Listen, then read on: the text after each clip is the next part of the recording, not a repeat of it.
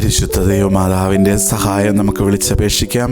നന്മ നിറഞ്ഞ മറിയമേ, സ്വസ്തി, കർത്താവ് അങ്ങയോടുകൂടെ സ്ത്രീകളിൽ അങ്ങ് അനുഗ്രഹിക്കപ്പെട്ടവളാകുന്നു. അങ്ങയുടെ ഉദരത്തിൻ്റെ ഫലമായ ഈശോ അനുഗ്രഹിക്കപ്പെട്ടവനാകുന്നു. പരിശുദ്ധ മറിയമേ, തമ്പുരാൻ്റെ അമ്മേ, പാപികളായ ഞങ്ങൾക്ക് വേണ്ടി ഇപ്പോഴും ഞങ്ങളുടെ മരണസമയത്തും തമ്പുരാനോട് അപേക്ഷിച്ചുകൊള്ളണമേ. ആമേൻ. പിതാവിനും പുത്രനും പരിശുദ്ധാത്മാവിനും സ്തുതി, ആദ്യം മുതൽ എന്നേക്കും. ആമേൻ. ഈശോയിൽ ഏറ്റവും സ്നേഹം നിറഞ്ഞ സഹോദരി സഹോദരങ്ങളെ, 2026 ജനുവരി മാസത്തിലെ മാസാദ്യ വെള്ളിയാഴ്ചയിലുള്ള തിരുസന്നിധി എന്ന ശുശ്രൂഷയിലേക്ക് നിങ്ങളെ എല്ലാവരെയും ഏറ്റവും സ്നേഹപൂർവ്വം ഈശോയുടെ നാമത്തിൽ സ്വാഗതം ചെയ്യുകയാണ്. ഇന്ന് നമ്മൾ ധ്യാനിക്കാനായിട്ട് പോകുന്നത് നമ്മുടെ ജീവിതം എങ്ങനെയാണ് ഒരു അനുഗ്രഹമാക്കി മാറ്റുക എന്നതിനെക്കുറിച്ചാണ്.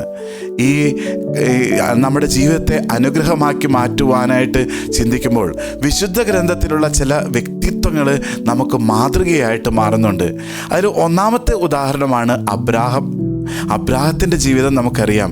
അബ്രാഹത്തെ വിശ്വാസികളുടെ പിതാവ് എന്നാണ് വിശേഷിപ്പിക്കുന്നത്. അബ്രാഹത്തോട് ദൈവം പറയുന്ന ഒരു വചനം നമ്മൾ പ്രത്യേകമായിട്ട് ഓർക്കണം. ഈ ഉൽപ്പത്തി പുസ്തകത്തിൻ്റെ 12-ാം അധ്യായത്തിൻ്റെ 2-ാം തിരുവചനമാണ് അത്. അതിലിപ്രകാരം പറയുകയാണ്: ഞാൻ നിന്നെ വലിയൊരു ജനതയാക്കും, നിന്നെ ഞാൻ അനുഗ്രഹിക്കും, നിന്റെ പേര് ഞാൻ മഹത്വമമാക്കും, അങ്ങനെ നീയൊരു അനുഗ്രഹമായിരിക്കും. അബ്രാഹത്തോട് ദൈവം പറഞ്ഞ വാക്കുകളാണ്: നീയൊരു അനുഗ്രഹമായിട്ട് മാറും, നിന്റെ പേര് ഞാൻ മഹത്വമമാക്കും, നിന്നെ ഞാൻ അനുഗ്രഹിക്കും. പ്രിയപ്പെട്ട സഹോദരീ സഹോദരങ്ങളെ, അതിനു മുൻപായിട്ട് കർത്താവ് ഒരു വ്യവസ്ഥ അബ്രാഹത്തോട് പറയുന്നുണ്ട്. നിന്നെ അനുഗ്രഹിക്കും, നിന്റെ പേര് ഞാൻ മഹത്വമമാക്കും, നീയൊരു അനുഗ്രഹമായിട്ട് മാറും എന്ന് കർത്താവ് പറയുന്നതിന് മുൻപായിട്ട് ദൈവം അബ്രാഹത്തിന് മുൻപിൽ ഒരു വ്യവസ്ഥ അല്ലെങ്കിൽ ഒരു നിർദ്ദേശം വയ്ക്കുകയാണ്. അത് മറ്റൊന്നുമല്ല, ഉൽപ്പത്തി പുസ്തകത്തിൻ്റെ 12-ാം അധ്യായത്തിൻ്റെ 1-ാം തിരുവചനമാണ്. അതിപ്രകാരമാണ്, നമുക്ക് കേൾക്കാം. കർത്താവ് അബ്രാഹാമിനോട് പറഞ്ഞു, അരുളി ചെയ്തു: നിന്റെ ദേശത്തെയും ബന്ധുക്കളെയും പിതൃഭവനത്തെയും വിട്ട് ഞാൻ കാണിച്ചു തരുന്ന നാട്ടിലേക്ക് പോവുക. അപ്പോൾ നീയൊരു അനുഗ്രഹമായി തീരും, നിന്നെ ഞാൻ അനുഗ്രഹിക്കും എന്ന് പറഞ്ഞപ്പോൾ ഈ തമ്പുരാൻ ഒരു കൊച്ചു വ്യവസ്ഥ, ഒരു കണ്ടീഷൻ അബ്രാഹത്തിൻ്റെ മുമ്പിലേക്ക് കൊടുക്കുകയാണ്. എന്താണ്? മറ്റൊന്നുമല്ല, നിന്റെ ദേശത്തെയും നീ ഇന്നോളമായിരുന്ന ആ സ്ഥലവും നാട്ടുകാരെയും വീട്ടുകാരെയും ബന്ധുക്കളെയും എല്ലാം വിട്ട് ഞാൻ കാണിച്ചു തരുന്ന ദേശത്തേക്ക് പുറപ്പെടുക. അതായത് ഇന്ന് മുതൽ ഞാൻ ആഗ്രഹിക്കുന്ന വഴിയിലൂടെ, എൻ്റെ വഴിയിലൂടെ നീ നിൻ്റെ യാത്ര ആരംഭിക്കുക എന്നുള്ളതാണ് കർത്താവ് അബ്രാമിനോട് പറഞ്ഞ ആ മാർഗ നിർദ്ദേശമായിട്ട് നൽകിയ വചനം എന്ന് പറയുന്നത്. പ്രിയപ്പെട്ട സഹോദരീ സഹോദരങ്ങളെ, നമ്മൾ ഓരോരുത്തരും അനുഗ്രഹമായിട്ട് മാറുന്നതിന് കർത്താവ് നമ്മളോടും ഇത് തന്നെ, ഈ വചനം തന്നെയാണ് ആവർത്തിക്കുന്നത്. നമ്മുടെയും ജീവിതത്തിൽ അനുഗ്രഹമായി മാറുന്നതിന്, കൃപകൾ സ്വീകരിക്കുന്ന, ദൈവത്തിൻ്റെ അനുഗ്രഹങ്ങളും ദൈവകൃപകളും സ്വീകരിക്കുന്നതിന് തടസ്സമായിട്ടുള്ള ചില വ്യക്തികളായിരിക്കാം, ചില സാഹചര്യങ്ങളായിരിക്കാം, ചില തിന്മകളായിരിക്കാം, എന്തെങ്കിലുമൊക്കെ ഉണ്ടായിരിക്കാം. അതിനെ എല്ലാം ഒന്ന് മറികടക്കുവാൻ കർത്താവ് നമ്മളോട് ആവശ്യപ്പെടുകയാണ്. അപ്പോൾ നമ്മളോട് ഓരോരുത്തരോടും കർത്താവ് പറയും: നിന്നെ ഞാൻ അനുഗ്രഹിക്കും, നിൻ്റെ ജീവിതം ഒരു അനുഗ്രഹമായിട്ട് മാറും, നീ മറ്റുള്ളവർക്ക് അനുഗ്രഹമായി മാറുന്ന ഒരു വ്യക്തിയായിത്തീരും എന്ന് കർത്താവ് നമ്മെ നോക്കിയും പറയുവാനായിട്ട് ഇടയാകട്ടെ. അപ്പോൾ അതിന് നമ്മൾ ചെയ്യേണ്ട, അനുഗ്രഹമായിട്ട് മാറാനായിട്ട് അബ്രാഹാം തരുന്ന മാതൃക ഇതാണ്. അബ്രാഹാം ദൈവം പറഞ്ഞത് അപ്പാടെ വിശ്വസിച്ചു, അതുപോലെ തന്നെ അനുസരിച്ചു എന്നുള്ളതാണ് അബ്രാഹത്തിൻ്റെ ജീവിതത്തിലെ വിശേഷ പുണ്യമായിട്ട് നമ്മൾ കാണുന്നത്. അങ്ങനെയാണ് അബ്രാഹത്തെ വിശ്വാസികളുടെ പിതാവ് എന്ന് വിശേഷിപ്പിക്കുക കൂടി ചെയ്യുന്നത്. അസാധ്യമെന്ന് കരുതിയിരുന്ന പുത്രജന്മം അല്ലെങ്കിൽ പുത്രന് ജന്മം കൊടുക്കൽ അതുപോലും ദൈവം സാധ്യമാക്കി കൊടുത്തു. അനുഗ്രഹമായി ദൈവം നൽകിയ ആ ഏകമകനെ ബലിയർപ്പിക്കാൻ പറഞ്ഞപ്പോൾ യാതൊരു വൈമനസ്യവും കൂടാതെ ഈ അബ്രാഹാം തൻ്റെ ഏകമകൻ ഇസ്ഹാക്കിനെ ബലിയർപ്പിക്കാനായിട്ട് പോകുന്നുണ്ട്. ചങ്ക് പൊട്ടുന്ന വേദനയോടുകൂടി, ഉള്ളുരുകി നീറുന്ന നൊമ്പരത്തോടു കൂടിയാണ് അബ്രാഹാം ഇസ്ഹാക്കിനെയും, ബാലനായ ഇസ്ഹാക്കിനെയും കൊണ്ട് മോറിയ മല കയറുന്നത്. ആ സമയത്ത് ബാലനായ ഇസ്ഹാക്ക് അബ്രാഹാമിനോട് ചോദിക്കുന്നുണ്ട്: പിതാവേ, വിറകുണ്ട്, തീയുണ്ട്, എന്നാൽ ബലിക്കുള്ള മൃഗം എവിടെ എന്ന് ചോദിക്കുമ്പോൾ അബ്രാഹാം പറയുന്നുണ്ട്: ദൈവം തരും. ഈ ഒരു ബോധ്യം നമ്മുടെ ജീവിതത്തിലൂടെ നമ്മൾ കടന്നു പോകുന്ന കഴിഞ്ഞ നാളുകളൊക്കെ നമ്മൾ ഓർക്കുമ്പോൾ പല വിധത്തിലുള്ള പ്രതിസന്ധികളിലൂടെ കടന്നു പോകുന്നവരായിരിക്കാം നമ്മളിൽ പലരും. വേദനകളിലൂടെ കടന്നു പോകുന്നവരായിരിക്കാം. നമുക്കും ഈ ഒരു ബോധ്യം, അബ്രാഹത്തിന് പോലെ തന്നെ ഉറച്ചൊരു വിശ്വാസം, ദൈവം തരും. എൻ്റെ തമ്പുരാൻ എൻ്റെ ജീവിതത്തിൽ ഇത് നടത്തിത്തരും. എൻ്റെ കർത്താവ് എന്നോട് കൂടെയുണ്ട്, എനിക്ക് സൗഖ്യം തരും. എൻ്റെ ജീവിതത്തിൻ്റെ സാമ്പത്തിക മേഖല അല്ലെങ്കിൽ മറ്റ് ഭൗതിക മേഖലയിൽ തമ്പുരാൻ ഇടപെടും എന്നുള്ളൊരു ബോധ്യം തരണമേ എന്ന് നമുക്ക് പ്രാർത്ഥിക്കാം. അപ്പോൾ നമ്മൾ ഓരോരുത്തരും തന്നെ അനുഗ്രഹമായിട്ട് മാറും. ഇനി വിശുദ്ധ ഗ്രന്ഥത്തിൽ അനുഗ്രഹമായി മാറിയ മറ്റൊരു വ്യക്തിത്വമാണ് ജോസഫ്. യാക്കോബിൻ്റെ 12 മക്കളിൽ ഒരുവനായിട്ടുള്ള ജോസഫിനെ കുറിച്ച് വിശുദ്ധ ഗ്രന്ഥത്തിൽ നമ്മൾ വായിക്കുന്നുണ്ട്. സഹോദരന്മാർ അസൂയമൊത്ത് ജോസഫിനെ പൊട്ടക്കിണറ്റിലേക്ക് തള്ളിയിടുന്നതും അതിനുശേഷം ഈജിപ്തുകാർക്ക് വിറ്റ് കാശ് വാങ്ങുന്നതും, ആ സഹോദരന്മാർ വിറ്റ ഈ ജോസഫ് പല വിധത്തിലുള്ള സഹനങ്ങളിലൂടെയും ക്ലേശങ്ങളിലൂടെയും തെറ്റിദ്ധാരണകളിലൂടെയും എല്ലാം കടന്നുപോയി ഈജിപ്തിൻ്റെ അധികാരിയായി മാറുന്ന ആ ജോസഫിനെ നമ്മൾ കാണുന്നുണ്ട്. ദൈവം ജോസഫിനെ അനുഗ്രഹിക്കുന്ന വചനം വിശുദ്ധ ഗ്രന്ഥത്തിൽ ഉൽപ്പത്തി പുസ്തകത്തിൻ്റെ 39-ാമത്തെ അധ്യായത്തിൽ നമ്മൾ വായിക്കുന്നുണ്ട്. 2-ാം തിരുവചനം, കർത്താവ് ജോസഫിൻ്റെ കൂടെയുണ്ടായിരുന്നു, എല്ലാ കാര്യങ്ങളിലും അവന് ശ്രേയസ്സുണ്ടായി. ഈജിപ്തുകാരനായ യജമാനൻ്റെ വീട്ടിലായിരുന്നു അവൻ. കർത്താവ് അവൻ്റെ കൂടെ ഉണ്ടെന്നും അവൻ ചെയ്യുന്നതൊക്കെ അവിടുന്ന് മംഗളകരമാക്കുമെന്നും അവൻ്റെ യജമാനന് മനസ്സിലായി. പിന്നീട് നമ്മൾ തുടർന്ന് വായിക്കുകയാണ്, ആ ഈജിപ്തുകാരൻ വീടിൻ്റെ മേൽനോട്ടവും തനിക്കുള്ള എല്ലാറ്റിൻ്റെയും ചുമതലയും ജോസഫിനെ ഏൽപ്പിച്ച നാൾ മുതൽ ജോസഫിനെ ഓർത്ത് കർത്താവ് അവൻ്റെ വീടിനെ അനുഗ്രഹിച്ചു. ജോസഫിനെ പ്രതിയാണ് ആ ഈജിപ്തുകാരൻ്റെ കുടുംബത്തെയും വയലും, അങ്ങനെ തുടർന്ന് വായിക്കുന്നുണ്ട്, അവൻ്റെ വീട്ടിലും വയലിലുമുള്ള എല്ലാറ്റിൻ്റെയും മേൽ കർത്താവിൻ്റെ അനുഗ്രഹമുണ്ടായി. ജോസഫ് എന്ന ആ പുണ്യ മനുഷ്യൻ്റെ സാന്നിധ്യം, അവൻ എവിടെയാണോ ആ ഇടം മുഴുവനും ആ കുടുംബവും ഭവനവും സ്ഥലവും സമ്പത്തും ഭൗതിക മേഖലകളെല്ലാം അനുഗ്രഹീതമായി തീരുവാനായിട്ട് ജോസഫിൻ്റെ സാന്നിധ്യത്തിന് കഴിഞ്ഞു. ഇനി മക്കബായക്കാരുടെ പുസ്തകത്തിൻ്റെ 1-ാം അധ്യായത്തിൻ്റെ 2-ാം അധ്യായത്തിൽ നമ്മൾ വായിക്കുന്നുണ്ട്. ജോസഫിനെ കുറിച്ച് പറയുകയാണ്. അവിടെ പറയുന്ന ഒരു തിരുവചന ഭാഗമുണ്ട്. ജോസഫ് എങ്ങനെയാണ് അനുഗ്രഹീത വ്യക്തിയായിട്ട് മാറിയത്, അതുപോലെ അബ്രാഹാം എങ്ങനെയാണ് അനുഗ്രഹീതനായി തീർന്നത്, അനുഗ്രഹമായി മാറിയത് എന്ന് പറയുകയാണ്. മക്കബായക്കാർക്ക് എഴുതപ്പെട്ട 1-ാമത്തെ പുസ്തകത്തിൻ്റെ 2-ാം അധ്യായത്തിൻ്റെ 52ഉം 53ഉം വചനങ്ങളിൽ നാം വായിക്കുന്നത് ഇപ്രകാരമാണ്: പരീക്ഷിക്കപ്പെട്ടപ്പോൾ അബ്രാഹാം വിശ്വസ്തനായി കാണപ്പെട്ടില്ലേ, അത് അവന് നീതിയായി പരിഗണിക്കപ്പെട്ടുവല്ലോ. ഇനി ജോസഫ് എങ്ങനെയാണ് അനുഗ്രഹീതനായി തീർന്നത് പറഞ്ഞു വയ്ക്കുന്നുണ്ട്.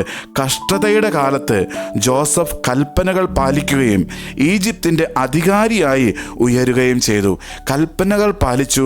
കഷ്ടതയുടെ സമയത്ത് പോലും ദൈവത്തെ വിട്ടകലാതെ ജോസഫ് ദൈവത്തോടു കൂടെയായിരുന്നു. ആ ജോസഫിൻ്റെ കൂടെയായിരുന്നു ദൈവം.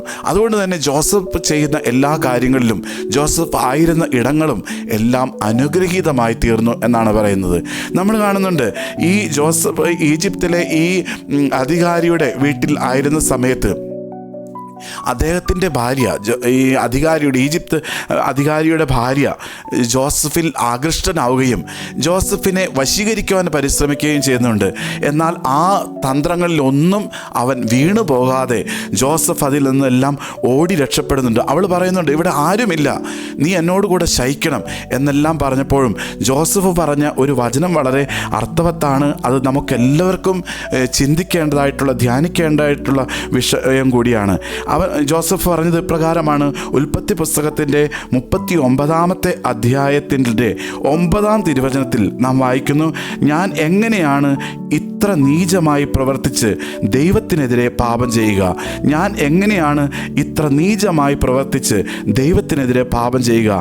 അനുദിനം അവൾ പറഞ്ഞിട്ടും അവളുടെ കൂടെ ശയിക്കാനോ അവളുടെ അടുത്തിരിക്കാനോ അവൻ കൂട്ടാക്കിയില്ല എന്നാണ് പറയുന്നത്. പിന്നീട് നമുക്കറിയാം, ഇവൾ ജോസഫിനെ കടന്നു പിടിക്കുന്നതും ജോസഫ് തൻ്റെ പുറംകുപ്പായം അവിടെ ഉപേക്ഷിച്ചുകൊണ്ട് ഓടി രക്ഷപ്പെടുന്നതായിട്ടും. എന്നാൽ പിന്നീട് ജോസഫിൻ്റെ മേൽ എല്ലാവിധത്തിലുമുള്ള ആരോപണങ്ങൾ ഇവൾ നടത്തുകയും ജോസഫ് കാരാഗൃഹത്തിൽ അടയ്ക്കപ്പെടുകയും ചെയ്യുന്നുണ്ട്.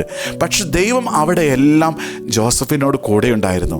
ആ കഷ്ടപ്പാടുകളിൽ നിന്നും ദുരിതങ്ങളിൽ നിന്നും സങ്കടങ്ങളിൽ നിന്നും എല്ലാം ജോസഫിനെ കർത്താവ് രക്ഷിച്ചു.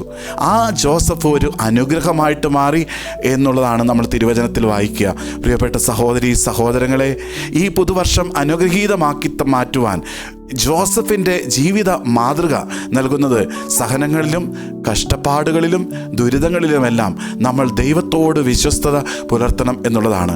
അതുമാത്രമല്ല, നമ്മുടെ ശരീരത്തിൻ്റെയും മനസ്സിൻ്റെയും ആത്മാവിൻ്റെയും വിശുദ്ധി നമ്മളെ അനുഗ്രഹീതരാക്കി മാറ്റും. അതുപോലെ നമ്മളെ ഓരോരുത്തരെയും അനുഗ്രഹമാക്കി മാറ്റുകയും ചെയ്യും. പ്രിയപ്പെട്ട സഹോദരി സഹോദരങ്ങളെ, ഈ രണ്ട് വ്യക്തിത്വങ്ങളെ നമ്മൾ ധ്യാനിച്ചു. എങ്ങനെയാണ് അവരുടെ സാന്നിധ്യം, അവരുടെ ജീവിതം കുടുംബത്തിനും അവരായിരിക്കുന്ന ഇടങ്ങൾക്കും ആ സമൂഹത്തിനും അനുഗ്രഹമായിട്ട് മാറുന്നത് എന്ന് നമ്മൾ വായിക്കുകയുണ്ടായി, ധ്യാനിക്കുകയുണ്ടായി. ഞാനൊരു ചെറിയ ഒരു കഥ പറയാനായിട്ട് ആഗ്രഹിക്കുകയാണ്. ആ കഥ എങ്ങനെയാണ്? ഒരു കുടുംബനാഥൻ ഓഫീസിൽ നിന്നും ചില പ്രശ്നങ്ങൾ കൊണ്ട്, ചില എന്തൊക്കെയോ പ്രശ്നങ്ങളും വഴക്കും പ്രശ്നങ്ങളൊക്കെ ആയിട്ട് അദ്ദേഹം വളരെ അരിശത്തോടുകൂടെ ഗൗരവത്തോടുകൂടെ വീട്ടിലേക്ക് വന്ന് കയറുകയാണ്. വീട്ടിൽ വന്ന് കയറി കോളിംഗ് ബെല്ലടിച്ചു. ഉടനെ തന്നെ ഭാര്യ പോയിട്ട് ആ വാതിൽ തുറന്നു കൊടുത്തു. ഭർത്താവിൻ്റെ ദേഷ്യപ്പെട്ടിരിക്കുന്ന മുഖം കണ്ട് അവൾ ചോദിച്ചു, എന്തു പറ്റി? വല്ലാതെ ദേഷ്യപ്പെട്ടിരിക്കുന്നല്ലോ, മുഖം വല്ലാതെ വാടിയിരിക്കുന്നല്ലോ എന്ന് പറഞ്ഞു. ഉടനെ തന്നെ ഈ കുടുംബനാഥൻ തൻ്റെ കയ്യിലുണ്ടായിരുന്ന ആ ഓഫീസ് ബാഗ് അവളുടെ മുഖത്തേക്ക് നോക്കി വലിച്ചെറിഞ്ഞു. ആ സ്ത്രീക്ക് വളരെ സങ്കടമായി. അവളുടെ ഉള്ളിലും അരിശം ഉണർന്നു വന്നു. അങ്ങനെ അവളും കോപാകുലയായി അങ്ങനെ ആ ബാഗും കൊണ്ട് മുറിയിലേക്ക് കടന്നു ചെല്ലുമ്പോൾ അവരുടെ ഏക മകൻ മുറിയിലിരുന്ന് പഠിച്ചുകൊണ്ടിരിക്കുകയാണ്. അപ്പോൾ പഠിക്കുന്ന സമയത്ത് നമുക്കറിയാം, ചില കുട്ടികൾ കാലിങ്ങനെ ആട്ടിക്കൊണ്ടിരിക്കുന്ന ഒരു ശീലമുണ്ട്. അങ്ങനെ ഈ കുട്ടിയും കാലാട്ടിക്കൊണ്ട് പഠിച്ചുകൊണ്ടിരിക്കുകയാണ്.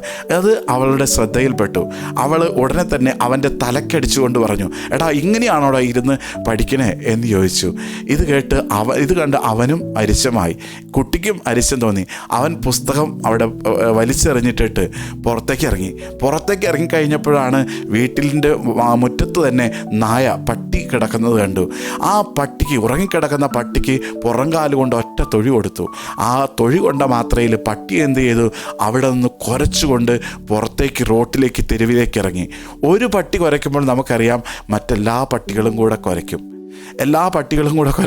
അങ്ങനെ ഈ പട്ടികളെല്ലാം മുഴുവനും കുരയ്ക്കുന്ന കേട്ട് കഴിഞ്ഞപ്പോൾ ആ തെരുവിലുണ്ടായിരുന്ന, ആ സ്ട്രീറ്റിലുള്ള എല്ലാവരും വീടുകളിൽ നിന്ന് പുറത്തേക്ക് നോക്കാൻ തുടങ്ങി. ചിലരൊക്കെ പുറത്തേക്ക് വന്നു നോക്കി. ഇനി മനുഷ്യരെ ആരെങ്കിലും പട്ടികൾ കടിച്ചോ അല്ലെങ്കിൽ ഉപദ്രവിക്കുന്നുണ്ടോ എന്നറിയാനായിട്ട് ആ ഭാഗത്തുള്ള എല്ലാവരും പുറത്തേക്ക് നോക്കാനും അതുപോലെ തന്നെ വീടിന് നിന്ന് പുറത്തേക്ക് വരുവാനായിട്ടും ശ്രമിക്കുകയാണ്. പ്രിയപ്പെട്ട സഹോദരി സഹോദരങ്ങളെ, ഒരു വ്യക്തിയുടെ ഉള്ളിലുള്ള ആ ദേഷ്യം അത് ഇന്ന് ഒരു പ്രദേശത്തെ മുഴുവനെയും ബാധിച്ചിരിക്കുകയാണ്. ഒരു വ്യക്തിയുടെ ഉള്ളിലുള്ള ദേഷ്യം ഒരു പ്രദേശത്തെ മുഴുവനെയും ബാധിച്ചു. നമ്മൾ മനസ്സിലാക്കേണ്ട ഒരു കാര്യം, നമ്മൾ ഒരാൾ വേണമെങ്കിൽ നമ്മുടെ കുടുംബത്തിന്, സമൂഹത്തിന് എല്ലാം അനുഗ്രഹമായിട്ട് മാറാനുവാൻ സാധിക്കും. അതുപോലെ തന്നെ നമ്മുടെ ഒരാളുടെ ഉള്ളിലുള്ള തിന്മയുടെ സാന്നിധ്യം, അല്ലെങ്കിൽ നമ്മളുടെ ഉള്ളിലുള്ള സ്വാർത്ഥത, അഹങ്കാരം, വെറുപ്പ്, വൈരാഗ്യ ചിന്തകൾ, ഇതെല്ലാം നമുക്കും നമ്മുടെ കുടുംബത്തിനും നമ്മളായിരിക്കുന്ന ഇടങ്ങളിലും സമൂഹത്തിനുമെല്ലാം അസ്വസ്ഥതയ്ക്കും വേദനയ്ക്കും സങ്കടങ്ങൾക്കുമെല്ലാം കാരണമായിട്ട് മാറുകയും ചെയ്യും. വിശുദ്ധ മത്തായി ശ്ലീഹയുടെ സുവിശേഷത്തിൻ്റെ നമ്മൾ വായിക്കുന്ന 2-ാമത്തെ അധ്യായത്തിൽ നമ്മൾ വായിക്കുന്ന ഒരു സംഭവമുണ്ട്. വിശുദ്ധ മത്തായി ശ്ലീഹയുടെ സുവിശേഷത്തിൻ്റെ 2-ാമത്തെ അധ്യായം 1 മുതലുള്ള തിരുവചനങ്ങളിൽ ജ്ഞാനികൾ ഹെറോദിൻ്റെ കൊട്ടാരത്തിലേക്ക് കടന്നു ചെല്ലുകയാണ്. ഈശോ ജനിച്ചു അറിഞ്ഞ ആ നക്ഷത്രം കണ്ട് ജ്ഞാനികൾ ഹെറോദിൻ്റെ കൊട്ടാരത്തിലേക്ക് കടന്നു ചെല്ലുന്നുണ്ട്. അവർ പറയുന്നുണ്ട്, ഇതാ ഒരു രക്ഷകൻ ജനിച്ചിരിക്കുന്നു, ഞങ്ങൾ അവനെ അന്വേഷിച്ചുകൊണ്ട്, ആ രാജാതിരാജനെ അന്വേഷിച്ചുകൊണ്ട് വന്നിരിക്കുകയാണ് എന്ന് കേട്ടപ്പോൾ രാജാവായ ഹെറോദിൻ്റെ ഉള്ള് അസ്വസ്ഥമായി. ഇതാ മറ്റൊരു രാജാവ് ജനിച്ചിരിക്കുന്നു എന്ന് കേട്ടപ്പോൾ ഈ രാജാവിന് അത് സഹിക്കാൻ പറ്റുന്നില്ല. അഹങ്കാരവും കോപവും വെറുപ്പും വൈരാഗ്യവും എല്ലാം, അസൂയയുമെല്ലാം ഒരുപോലെ അവനിൽ ഉയർന്നു എന്നാണ് പറയുന്നത്. പിന്നീട് നമുക്കറിയാം, ഈ ജ്ഞാനികളോട് ഹെറോദ് പറയുകയാണ്, ഇതാ നിങ്ങൾ പോയി അവനെ ആരാധിച്ചിട്ട് വായോ, തിരിച്ചു വന്നു കഴിഞ്ഞിട്ട് എനിക്കും പോയി അവനെ ആരാധിക്കണം എന്ന് പറയുന്നുണ്ട്. അത് ഒരിക്കലും സത്യമല്ലായിരുന്നു. ഹെറോദിൻ്റെ ഉള്ളിൽ എങ്ങനെയെങ്കിലും ആ പകയോട് വേദനയോടുകൂടെ ആ കുഞ്ഞിനെ, രാജാവെന്ന് വിശേഷിപ്പിച്ച കുഞ്ഞിനെ, രക്ഷകൻ എന്ന് പറഞ്ഞ കുഞ്ഞിനെ നശിപ്പിക്കണം എന്നാണ് ആഗ്രഹിച്ചത്. പിന്നീട് നമ്മൾ കാണുന്ന ഒരു കാര്യമുണ്ട്. ഈ ജ്ഞാനികൾ ഈശോയെ കണ്ടുമുട്ടി ആരാധിച്ച് അവർ മറ്റൊരു വഴിയിലൂടെയാണ് തിരിച്ചു പോകുന്നത്. ഹെറോദിൻ്റെ അരിയിലേക്ക് തിരിച്ചു വന്നില്ല. ജ്ഞാനികൾ തന്നെ കബളിപ്പിച്ചു എന്ന് മനസ്സിലാക്കി ഹെറോദ് ഉത്തരവിടുകയാണ്. എന്താണ്? 2 വയസ്സിനും അതിന് താഴെയുള്ള എല്ലാ കുഞ്ഞുങ്ങളെയും വധിക്കണമെന്നുള്ള ഉത്തരവാണ് ഇടുന്നത്. ഒരുപാട് കുഞ്ഞുങ്ങൾ ആ ദിവസം വധിക്കപ്പെട്ടു. ഒരു വ്യക്തിയുടെ ഉള്ളിലുള്ള അസൂയയും അഹങ്കാരവും വെറുപ്പും എല്ലാമാണ് കുഞ്ഞുങ്ങളുടെ, നിഷ്കളങ്കരായ കുഞ്ഞുങ്ങളുടെ കൂട്ടക്കുരുതിയിലേക്ക് നയിച്ചത് എന്ന് നമ്മൾ തിരിച്ചറിയണം. ഇവിടെ വിശുദ്ധ മത്തായി ശ്ലീഹയുടെ സുവിശേഷത്തിൻ്റെ 2-ാം അധ്യായത്തിൻ്റെ 3-ാം തിരുവചനത്തിൽ നമ്മൾ ഇപ്രകാരം വായിക്കുകയാണ്. ഇത് കേട്ട് ഹെറോദോസ് രാജാവ് അസ്വസ്ഥനായി, അവനോടൊപ്പം ജെറുസലേം മുഴുവനും. ഇത് കേട്ട്, എന്താണ് ജ്ഞാനികൾ പറയുന്നത് കേട്ട് ഹെറോദോസ് രാജാവ് അസ്വസ്ഥനായി. അവൻ്റെ ഉള്ളിലുള്ള ഹെറോദോസ് രാജാവിൻ്റെ ഉള്ളിലുള്ള അസ്വസ്ഥതയാണ് ഈ കൂട്ടക്കുരുതിയിലേക്ക് കളമൊരുക്കിയത്, അല്ലെങ്കിൽ കൂട്ടക്കുരുതിയിലേക്ക് നയിച്ചത് എന്ന് നമ്മൾ തിരിച്ചറിയണം. പ്രിയപ്പെട്ട സഹോദരങ്ങളെ, ഒരു വ്യക്തിയുടെ ഉള്ളിലുള്ള തിന്മയുടെ സാന്നിധ്യം ഒരു സമൂഹത്തിനും കുടുംബത്തിനും മുഴുവനും അസ്വസ്ഥതയ്ക്ക് കാരണമായിട്ട് മാറുകയാണ്. ഇനി മറ്റൊരു സംഭവം കൂടി നമുക്ക് വിശുദ്ധ ഗ്രന്ഥത്തിലൂടെ കാണാം.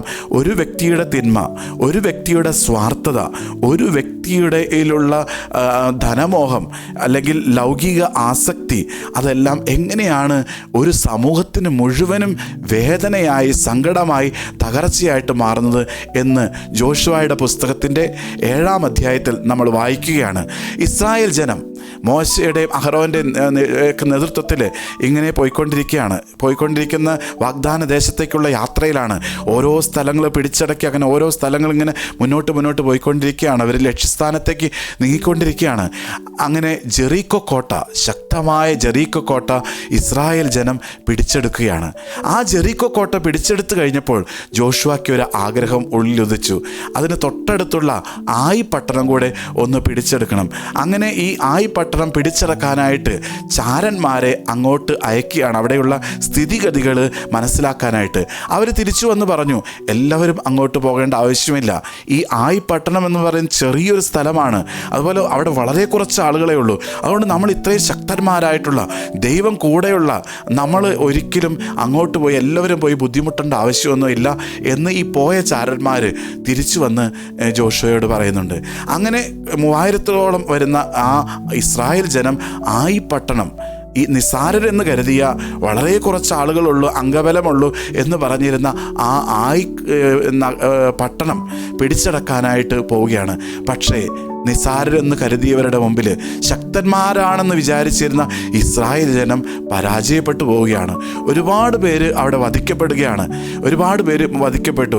അവരുടെ ഇസ്രായേൽ ജനത്തിൻ്റെ നേരിട്ട ഈ വലിയ സങ്കടം, ദുരിതം കണ്ട് ജോഷുവ അസ്വസ്ഥനായി, സങ്കടപ്പെട്ടു. വേദനയോടുകൂടെ, തകർന്ന മനസ്സോടുകൂടെ വാഗ്ദാന പേടകത്തിന് മുമ്പിൽ ദൈവത്തിന് മുമ്പിൽ സാഷ്ടാംഗം വീണ് കിടന്ന് കരഞ്ഞപേക്ഷിച്ചു, ദൈവമേ എന്തുകൊണ്ട് ഈ പരാജയം എന്ന് ചോദിക്കുന്നുണ്ട്. അപ്പോൾ കർത്താവ് ഒരു കാര്യം പറയുന്നുണ്ട്. അത് നമ്മൾ വായിക്കുന്നത് ജോഷുവയുടെ പുസ്തകത്തിൻ്റെ 7-ാമത്തെ അധ്യായത്തിൻ്റെ 10-ഉം 11-ഉം തിരുവചനങ്ങളിലാണ്. കർത്താവ് ജോഷുവയോട് അരുളി ചെയ്തു, എഴുന്നേൽക്കുക, നീ എന്തിന് ഇങ്ങനെ സാഷ്ടാംഗം വീണ് കിടക്കുന്നു? ഇസ്രായേൽ പാപം ചെയ്തിരിക്കുന്നു. എൻ്റെ കൽപ്പന അവർ ലംഘിച്ചു. നിഷിദ്ധ വസ്തുക്കളിൽ ചിലത് അവർ കൈവശപ്പെടുത്തി. അവ തങ്ങളുടെ സാമാനങ്ങളോടുകൂടെ വെച്ചിട്ട് വ്യാജം പറയുകയും ചെയ്തിരിക്കുന്നു. അതിനാൽ ഇസ്രായേൽ ജനത്തിന് ശത്രുക്കളെ ചെറുത്തു നിൽക്കാൻ സാധിക്കുന്നില്ല. അവരുടെ മുൻപിൽ തോറ്റു പിന്മാറുന്നു. എന്തെന്നാൽ അവർ നശിപ്പിക്കപ്പെടാനുള്ള ഒരു വസ്തുവായി തീർന്നിരിക്കുന്നു. പ്രിയപ്പെട്ട സഹോദരങ്ങളെ, ജോഷുവ ദൈവത്തിന് മുമ്പിൽ സാഷ്ടാംഗം വീണ് കരഞ്ഞു പ്രാർത്ഥിച്ചപ്പോൾ ദൈവം പറയാണ്, ഇസ്രായേൽ ഇതാ പാപം ചെയ്തിരിക്കുന്നു എന്നാണ് പറയുന്നത്. ഇസ്രായേൽ ജനം മുഴുവനും പാപം ചെയ്തിരിക്കുന്നു എന്നാണ് പറയുന്നത്. അപ്പോൾ ഇനി നമ്മൾ കാണുന്നത്, ഇത് ഇസ്രായേൽക്കാർ മുഴുവനും ആണോ തെറ്റ് ചെയ്തതെന്ന് അറിയണമെങ്കിൽ ജോഷുവയുടെ പുസ്തകത്തിൻ്റെ തന്നെ 7-ാമത്തെ അധ്യായത്തിൻ്റെ 1 മുതലുള്ള വാക്യങ്ങൾ നമ്മൾ വായിക്കണം. അതിൻ്റെ ബാക്ക്ഗ്രൗണ്ട് ഇതാണ്. ഇസ്രായേൽ ജനം ജെറിക്കോ കോട്ടയെ പിടിച്ചടക്കുന്നതിന് മുൻപ് തന്നെ ദൈവം ഒരു കാര്യം പറഞ്ഞിട്ടുണ്ടായിരുന്നു. ഈ ജെറിക്കോ നഗരത്തിൽ നിന്ന് ഒന്നും തന്നെ എടുക്കരുത്, അത് എനിക്ക് ദഹനബലിയായി അർപ്പിക്കണം എന്ന് ദൈവം ജോഷുവ വഴി ഇസ്രായേൽ ജനത്തെ അറിയിച്ചിട്ടുണ്ട്. പക്ഷേ എന്താണ് സംഭവിച്ചത്? 7:1 ജോഷുവ 7:1 തനിക്ക് ബലിയായി ദഹിപ്പിക്കേണ്ട ജെറിക്കോയിൽ നിന്ന് ഒന്നും എടുക്കരുതെന്ന് കർത്താവ് നൽകിയ കൽപ്പന ഇസ്രായേൽ ജനം ലംഘിച്ചു. ഇസ്രായേൽ ജനം എന്ന് പറയുക എല്ലാവരെയും ഒന്നടങ്കമാണ് ഇവിടെ വിശേഷിപ്പിക്കുകയാണ്. എന്നാൽ നമുക്കറിയാം, എല്ലാവരും അല്ല തെറ്റ് ചെയ്തത്. ഒരേ ഒരു വ്യക്തിയാണ് തെറ്റ് ചെയ്തത്. അത് യൂദാ ഗോത്രത്തിൽപ്പെട്ട സെരയുടെ മകൻ സബ്ദിയുടെ പൗത്രനും കർമ്മിയുടെ പുത്രനുമായ ആഖാൻ നിഷിദ്ധ വസ്തുക്കളിൽ ചിലതെടുത്തു. തന്മൂലം കർത്താവിൻ്റെ കോപം ഇസ്രായേൽ ജനത്തിനെതിരെ ജ്വലിച്ചു. ഒരു വ്യക്തിയുടെ തിന്മ, ഒരു വ്യക്തിയുടെ സ്വാർത്ഥത, ഒരു വ്യക്തിയുടെ ധനമോഹം, സമ്പത്തിനോടും സ്ഥാനമാനങ്ങളോടുമുള്ള ആ മോഹമാണ് ഇസ്രായേൽ ജനത്തെ മുഴുവനും പരാജയത്തിലേക്ക് തള്ളിവിട്ടത്. ഈ വ്യക്തി എന്താണ് മോഷ്ടിച്ചതെന്ന് പിന്നീട് നമ്മൾ കാണുന്നുണ്ട്. ഈ ജോഷുവയുടെ പുസ്തകത്തിൻ്റെ തന്നെ 7-ാം അധ്യായത്തിൻ്റെ 20-ാം തിരുവചനത്തിൽ വായിക്കുകയാണ്. ഈ ജനം നറുക്കിട്ട് അത് ആഖാൻ്റെ മേൽ കിട്ടി, ആഖാൻ്റെ പേര് കിട്ടി. അത് കിട്ടിക്കഴിഞ്ഞപ്പോൾ ഈ ആഖാൻ തന്നെ, ഇസ്രായേൽ ജനത്തിൻ്റെ പ്രിയപ്പെട്ട വ്യക്തി തന്നെ, അദ്ദേഹം തന്നെ പറയുകയാണ്, താൻ എന്താണ് ഈ ജെറിക്കോ നഗരത്തിൽ നിന്നും എടുത്തുകൊണ്ട് പോകുന്നത് എന്ന് പറയുന്നുണ്ട്. അത് ജോഷുവ 7:20 ആഖാൻ മറുപടി പറഞ്ഞു, ഇസ്രായേലിൻ്റെ ദൈവമായ കർത്താവിനെതിരെ ഞാൻ പാപം ചെയ്തിരിക്കുന്നു. ഞാൻ ചെയ്തത് ഇതാണ്: കൊള്ള വസ്തുക്കളോടുകൂടെ ഷീനാറിൽ നിന്നുള്ള അതിവിശിഷ്ടമായ ഒരു മേലങ്കിയും 200 ഷെക്കൽ വെള്ളിയും 50 ഷെക്കൽ തൂക്കമുള്ള ഒരു സ്വർണ്ണക്കട്ടിയും ഞാൻ കണ്ടു. മോഹം തോന്നി ഞാൻ അവ എടുത്തു. വെള്ളി ഏറ്റവും അടിയിലായി അവയെല്ലാം എൻ്റെ കൂടാരത്തിനുള്ളിൽ കുഴിച്ചിടുകയും ചെയ്തു. ഒരു വ്യക്തിയുടെ ഉള്ളിലുള്ള ആ തിന്മയാണ് ഇസ്രായേൽ ജനത്തിന് വേദനയായി മാറിയത്. പ്രിയപ്പെട്ട സഹോദരി സഹോദരങ്ങളെ, ഇതുപോലെ തന്നെ നമ്മുടെ ഓരോരുത്തരുടെയും ഉള്ളിലുള്ള ആർത്തി അല്ലെങ്കിൽ ആസക്തി ഒരുപക്ഷെ കുടുംബത്തിനും സമൂഹത്തിനും എല്ലാം വേദനയായിട്ട് മാറും. നമ്മുടെ പ്രിയപ്പെട്ടവർക്ക് ദുഃഖമായിട്ട് മാറുന്നുണ്ടായിരിക്കും. ചില തകർച്ചകളിലേക്കൊക്കെ നമ്മളെ നയിക്കുന്നുണ്ടായിരിക്കും. ഇനി ഒരു വ്യക്തിയുടെ സാന്നിധ്യം എങ്ങനെയാണ് മറ്റുള്ളവർക്ക് അസ്വസ്ഥതയ്ക്ക് കാരണമായിട്ട് മാറുന്നത്, അല്ലെങ്കിൽ മരണഭയത്തോളം എത്തിക്കുന്ന സാഹചര്യം ഉണ്ടാക്കുന്നത് എന്നുള്ള ഒരു സംഭവം കൂടി നമ്മൾ കാണുവാനായിട്ട് പോവുകയാണ്. അത് യോന പ്രവാചകൻ്റെ പുസ്തകമാണ്. യോന പ്രവാചകനോട് ദൈവം പറയുന്നുണ്ട്, നിനവയിലേക്ക് പോകാനാണ് പറഞ്ഞത്. നിനവയിൽ പോയി അനുതാപത്തിൻ്റെ വചനം പ്രഘോഷിക്കാനായിട്ടാണ് യോന പ്രവാചകനെ ദൈവം പറഞ്ഞു വിട്ടത്. എന്നാൽ യോന ക്രൂരരും അതുപോലെ തന്നെ ദൈവഭയമില്ലാത്ത നിനവേക്കാരിൽ അരികിലേക്ക് പോകാൻ വിസമ്മതിക്കുകയും അനുസരണക്കേട് കാണിച്ചുകൊണ്ട് താർശീഷിലേക്ക് കപ്പൽ കയറുകയാണ് ചെയ്യുന്നത്. ഈ യോന താർശീഷിലേക്കുള്ള കപ്പൽ കയറി ഉടനെ തന്നെ സംഭവിക്കുന്ന ഒരു കാര്യം പറയുന്നുണ്ട്. യോന പ്രവാചകൻ്റെ പുസ്തകത്തിൻ്റെ 1-ാം അധ്യായം 4 മുതലുള്ള തിരുവചനങ്ങളിലാണ്. എന്നാൽ കർത്താവ് കടലിലേക്ക് ഒരു കൊടുങ്കാറ്റ് അയച്ചു. കടൽക്ഷോഭത്തിൽ കപ്പൽ തകരുമെന്നായി. കപ്പൽ യാത്രക്കാർ പരിഭ്രാന്തരായി. ഓരോരുത്തരും താന്താങ്ങളുടെ ദേവന്മാരെ വിളിച്ചപേക്ഷിച്ചു. യോന കപ്പലിലേക്ക് കാലുകുത്തിയ ഉടനെ തന്നെയാണ് ഈ പ്രകൃതിക്ഷോഭം അവിടെ സംഭവിക്കുന്നത്. അതിനുശേഷം നമ്മൾ കാണുകയാണ്, കപ്പലിലുള്ള ഭാരം കുറയ്ക്കാനായിട്ട്, പ്രകൃതിക്ഷോഭത്തിൽ നിന്നും രക്ഷ നേടാനായിട്ട് കപ്പലിൻ്റെ ഭാരം കുറയ്ക്കാൻ വേണ്ടി കപ്പലിലുണ്ടായിരുന്ന സാധനങ്ങളെല്ലാം ഈ ആളുകൾ കടലിലേക്ക് വലിച്ചെറിയുകയാണ്. അപ്പോൾ ഇവിടെ പറയുന്നതാണ്, കപ്പൽ യാത്രക്കാർ പരിഭ്രാന്തരായി. ഓരോരുത്തരും താന്താങ്ങളുടെ ദേവന്മാരെ വിളിച്ചപേക്ഷിച്ചു. ഭാരം കുറയ്ക്കാൻ വേണ്ടി കപ്പലിലുണ്ടായിരുന്ന ചരക്കുകളെല്ലാം അവർ കടലിലേക്ക് വലിച്ചെറിഞ്ഞു. എന്നാൽ യോന കപ്പലിൻ്റെ ഉള്ളറയിൽ കിടന്ന് ഉറങ്ങുകയായിരുന്നു. ഈ സാധനങ്ങളൊക്കെ ഇവർ വലിച്ചെറിയുകയാണ്. പക്ഷേ വചനം പറയുന്നു, എന്നാൽ യോന കപ്പലിൻ്റെ ഉള്ളറയിൽ തന്നെ കിടന്ന് ഉറങ്ങുകയായിരുന്നു. എല്ലാം വലിച്ചെറിഞ്ഞിട്ടും കാര്യമില്ല. ചിലപ്പോഴൊക്കെ എറിയേണ്ടതിനെ എറിയാത്തിടത്തോളം കാലം നമ്മളായിരിക്കുന്ന ഇടങ്ങളും അസ്വസ്ഥരായിരിക്കും. നമ്മുടെ ഉള്ളിൻ്റെ ഉള്ളിൽ ചില തിന്മകൾ നമ്മളെ പലപ്പോഴും വേട്ടയാടുന്നുണ്ട്. അടിസ്ഥാനപരമായിട്ടുള്ള ചില തിന്മകളുടെ സാന്നിധ്യം ഉണ്ടായിരിക്കും. ഒരുപക്ഷെ നമ്മൾ മറ്റ് പലതും എല്ലാം ഉപേക്ഷിക്കുന്നുണ്ടെങ്കിലും ചിലത് ഉപേക്ഷിക്കാനായിട്ട് നമുക്ക് പറ്റുന്നില്ല. ചില മേഖലകൾ നമുക്ക് അത് പരിപൂർണമായിട്ട് ഉപേക്ഷിക്കാൻ പറ്റാതെ നമ്മുടെ ഉള്ളിൻ്റെ ഉള്ളിൽ കിടക്കുമ്പോൾ ഈ ഒരു അസ്വസ്ഥത നമ്മെയും അതുപോലെ തന്നെ നമ്മളായിരിക്കുന്ന കുടുംബമായിരിക്കാം, സമൂഹമായിരിക്കാം, മറ്റേതെങ്കിലും രീതിയിലുള്ള സാഹചര്യങ്ങളിലായിരിക്കാം അത് ഇടവരികയും ചെയ്യും. അതുകൊണ്ട് പ്രിയപ്പെട്ട സഹോദരങ്ങളെ, പിന്നീട് നമ്മൾ കാണുന്നുണ്ട് ഈ കപ്പലിൽ ഉള്ള അവർ നറുക്കിടുന്നുണ്ട്, യോനായുടെ പേരിൽ നറുക്ക് വീഴുന്നുണ്ട്. അപ്പോൾ യോന നൽകുന്ന ഒരു മറുപടിയുണ്ട്. യോന പ്രവാചകൻ്റെ പുസ്തകത്തിൻ്റെ 1-ാം അധ്യായത്തിൻ്റെ 12-ാം തിരുവചനമാണത്. അവൻ അവരോട് പറഞ്ഞു, എന്നെ എടുത്ത് കടലിലേക്കെറിയുക, അപ്പോൾ കടൽ ശാന്തമാകും. എന്തെന്നാൽ ഞാൻ നിമിത്തമാണ് ഈ വലിയ കൊടുങ്കാറ്റ് നിങ്ങൾക്കെതിരെ ഉണ്ടായിരിക്കുന്നതെന്ന് ഞാൻ മനസ്സിലാക്കുന്നു. യോന പറയുകയാണ്, ഞാൻ കാരണം കൊണ്ടാണ്, എൻ്റെ സാന്നിധ്യമാണ് ഇത്രയും വലിയ കൊടുങ്കാറ്റും പ്രകൃതിക്ഷോഭവും ഒക്കെ ഉണ്ടാക്കിയത്. എന്നെ എടുത്ത് കടലിലേക്ക് എറിഞ്ഞാൽ ഇതെല്ലാം തീരാവുന്നതേ ഉള്ളൂ. കടൽ ശാന്തമാകും, നിങ്ങളെല്ലാവരും രക്ഷ പ്രാപിക്കുകയും ചെയ്യും. നമ്മുടെയും ഉള്ളിൽ ഇതുപോലെ ചില യോന സാന്നിധ്യം ഉണ്ടാകാനായിട്ട് ഇടയുണ്ട്.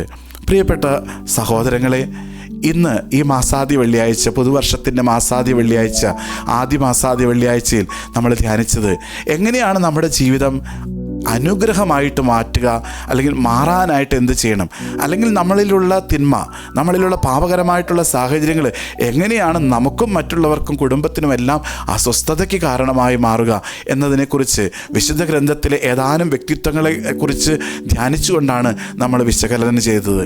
നമുക്ക് ഒരു തീരുമാനമെടുക്കാം. പ്രിയപ്പെട്ട സഹോദരങ്ങളെ, ഈ പുതുവർഷം എൻ്റെ ജീവിതവും എനിക്കും എൻ്റെ കുടുംബത്തിനും ഞാനായിരിക്കുന്ന സമൂഹത്തിനുമെല്ലാം അനുഗ്രഹമായിട്ട് മാറണം. അപ്രകാരമുള്ളൊരു ജീവിതം നയിക്കുവാൻ എന്നെ സഹായിക്കണമേ എന്ന് നമുക്ക് ആത്മാർത്ഥമായിട്ട് പ്രാർത്ഥിക്കാം. നമ്മുടേതാണ് തീരുമാനം.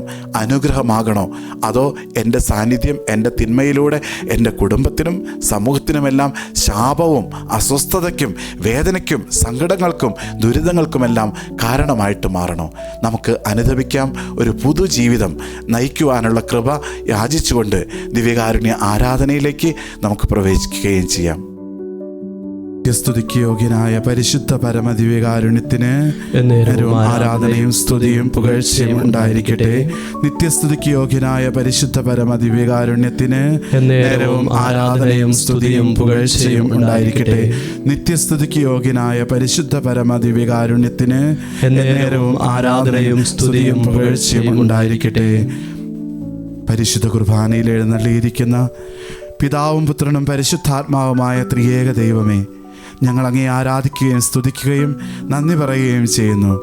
പരിശുദ്ധ ദൈവമാതാവിനോടും വിശുദ്ധ യൗസേ പിതാവിനോടും സകല വിശുദ്ധരോടും മാലാഖ വൃന്ദങ്ങളോടും കൂടെ ചേർന്ന് സകല പ്രപഞ്ച സൃഷ്ടികളോട് ചേർന്ന് കർത്താവെ ഞങ്ങൾ അങ്ങേ ആരാധിക്കുന്നു, സ്തുതിക്കുന്നു, നന്ദി പറയുന്നു. ദൈവപിതാവേ, അങ്ങയെ ഞാൻ ആരാധിക്കുന്നു, സ്തുതിക്കുന്നു. ജീവനുമെൻ്റെ സർവസ്വവും മുൻപിലണച്ച്